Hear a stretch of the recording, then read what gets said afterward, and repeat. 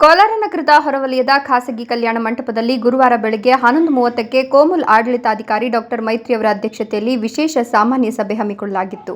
ಈ ಸಭೆಗೆ ಕಾಂಗ್ರೆಸ್ ಶಾಸಕರಾದ ಎಸ್.ಎನ್. ನಾರಾಯಣಸ್ವಾಮಿ, ಕೆ.ವೈ. ನಂಜೇಗೌಡ ಸೇರಿದಂತೆ ಎಪಿಸಿಎಸ್ ಅಧ್ಯಕ್ಷರು ಹಾಗೂ ಡೆಲಿಗೇಟ್ಸ್ ಆಗಮಿಸಿದ್ರು. ಸಭೆಯಲ್ಲಿ ಆಡಳಿತಾಧಿಕಾರಿ ಡಾಕ್ಟರ್ ಮೈತ್ರಿ ಸಭೆಯು ಅಜೆಂಡಾ ಪ್ರಕಾರ ಪ್ರಾರಂಭಿಸುತ್ತಿದ್ದಂತೆ ಕ್ಷೇತ್ರ ವಿಂಗಡಣೆ ವಿಚಾರದಲ್ಲಿ ಅನುಮೋದನೆಗೆ ಕೇಳಿದಾಗ ಸಭೆಯಲ್ಲಿ ಕೆಲವರ ವಿರೋಧದ ನಡುವೆಯೂ ಬಹುತೇಕರು ಅನುಮೋದನೆಯನ್ನ ಬೆಂಬಲಿಸಿದರು. ಕೋಮುಲ್ ಚುನಾವಣೆಗೆ ಕ್ಷೇತ್ರಗಳನ್ನು ನಿಗದಿಪಡಿಸಲು ಹೈಕೋರ್ಟ್ ಸೂಚನೆಯಂತೆ ನಡೆದ ವಿಶೇಷ ಸಾಮಾನ್ಯ ಸಭೆಯಲ್ಲಿ ಕಾಂಗ್ರೆಸ್ ಶಾಸಕರಾದ ಎಸ್.ಎನ್. ನಾರಾಯಣಸ್ವಾಮಿ ಮತ್ತು ಕೆ.ವೈ. ನಂಜೇಗೌಡ ಅವರ ಪ್ರತಿಷ್ಠೆಯ ಕಣವಾಗಿತ್ತು.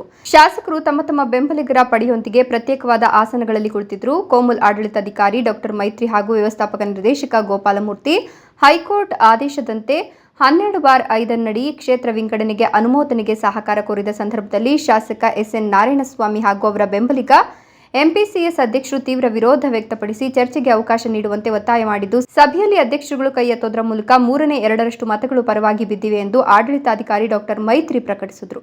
ಯಾವುದೇ ಇದಕ್ಕೆ ಸಹಕಾರ ಕೊಟ್ಟಿಲ್ಲ. ಅದ್ರ ಜೊತೆಗೆ ಇಲ್ಲಿ ದೌರ್ಜನ್ಯ ನೋಡಿದೆ. ಇಷ್ಟು ಮೆಜಾರಿಟಿ ಇದ್ರೂ ಕೂಡ ಅಧಿಕಾರಿ ಎಂಡಿನ ಹೋಗಿ ಒಬ್ಬ ಶಾಸಕರು ಹೊಡಿತಾರೆ. ಅದ್ರ ಜೊತೆಗೆ ನಾನು ಒಬ್ಬ ಶಾಸಕ, ನಾನು 35 ವರ್ಷದಿಂದ ನಾನು ಹಾಲು ಉತ್ಪಾದಕ, 35 ವರ್ಷದಿಂದ ಕೊಮ್ಮನಹಳ್ಳಿ ಹಾಲು ಉತ್ಪಾದಕರ ಸಹಕಾರ ಸಂಘದಲ್ಲಿ ಅಧ್ಯಕ್ಷ. ನಾನು 35 ವರ್ಷದಿಂದ ನಾನು ಅದೇ ರೀತಿ ಹಾಲು ಉತ್ಪಾದಕನಾಗಿ, ಡೈರೆಕ್ಟರ್ ಆಗಿ, ಆ ಸಂಘದಲ್ಲಿ ಅಧ್ಯಕ್ಷನಾಗಿ ನಮ್ಮ ತಾಲೂಕಿನ ಜನತೆ ಈ ಒಕ್ಕೂಟದ ನಿರ್ದೇಶನಾಗಿ ಕಳಿಸಿದ್ದಾರೆ. ಸಭೆಯಲ್ಲಿ ಅನುಮೋದನೆಗೆ ಒಪ್ಪಿಗೆ ಸಿಕ್ಕಿದ ಕೂಡಲೇ ಶಾಸಕ ಕೆ.ವೈ. ನಂಜೇಗೌಡ ಬೆಂಬಲಿಗರು ಖುಷಿಯಿಂದ ಜೈಕಾರಗಳೊಂದಿಗೆ ಹೊರನಡೆದರು.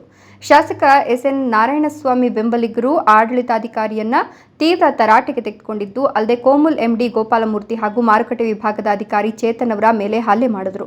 ಹಲ್ಲೆಯ ನಂತರ ಇತರ ಅಧಿಕಾರಿಗಳು ಎಂಡಿಯನ್ನ ಕೊಠಡಿಯಲ್ಲಿರಿಸಿ ರಕ್ಷಣೆ ಮಾಡಿರುವ ಘಟನೆ ಕೂಡ ನಡೆದಿದೆ. ಸತೀಶ್, ಈ ನ್ಯೂಸ್ ಟಿವಿ, ಕೋಲಾರ.